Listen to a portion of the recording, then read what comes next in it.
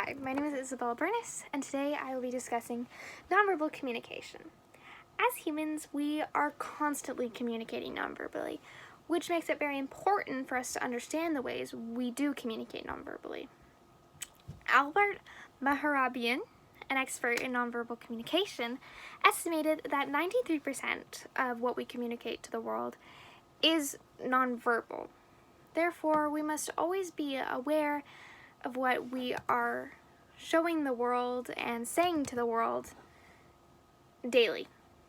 Our eyes are an important communicator, as well as the facial expressions that we make. It can be very obvious what a person is thinking based off their facial expressions alone. You can see if someone is happy or sad. You can see if they're content or angry. You can see when someone is excited or disgusted by something. Their eyes specifically can mean different things. For example, eye contact can possess different meaning across different cultures. In Asian and Latin countries, it is deemed disrespectful to make eye contact. However, in the United States, it's important to show respect and display that you are listening intently. I know that when my parents are talking, if I don't give them eye contact, they would tell me that I'm being disrespectful, and they would think that I'm not listening to them. When we communicate nonverbally, we reveal our true emotions and attitudes and personality. So it's important to know what we're portraying.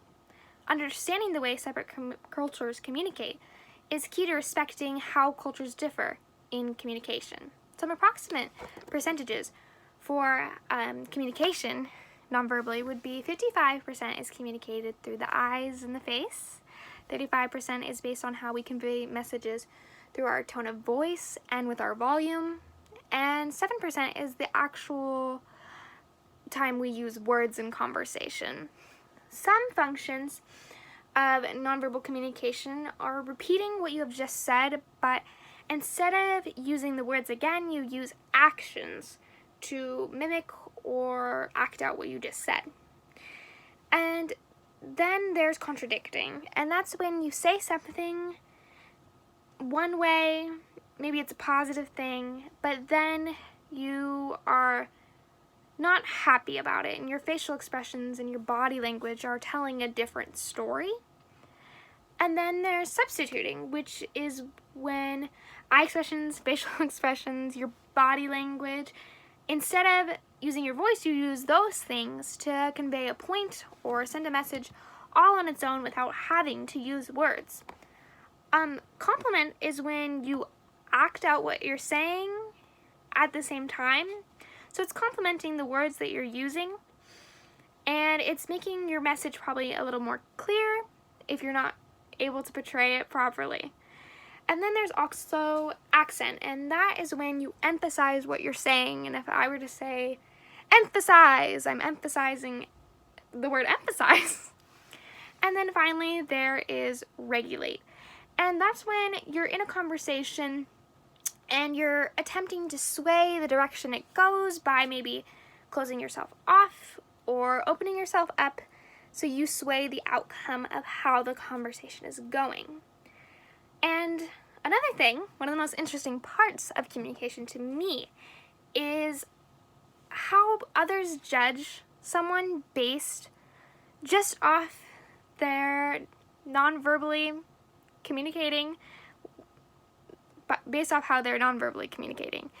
And I wish I could say that I didn't judge a book by its cover, and I didn't make conclusions based off someone's appearance or their facial expressions, but it's natural to draw conclusions based off what you see. It's natural to draw your own conclusions.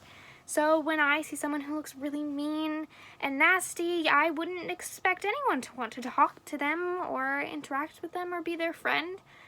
But the truth of the matter is that we don't know what their intentions are unless they verbally express them to us, and therefore we are judged just based off of our behaviors and not our intentions unless we do express that.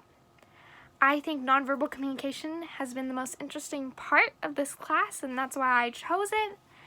I think it says a lot about the new world that we're in now. Definitely, people are non-verbally communicating a lot more than we used to. we're judging people based off just their eyes now since we have masks on. So I definitely think this was the most interesting topic, and that's why I chose it. Thank you.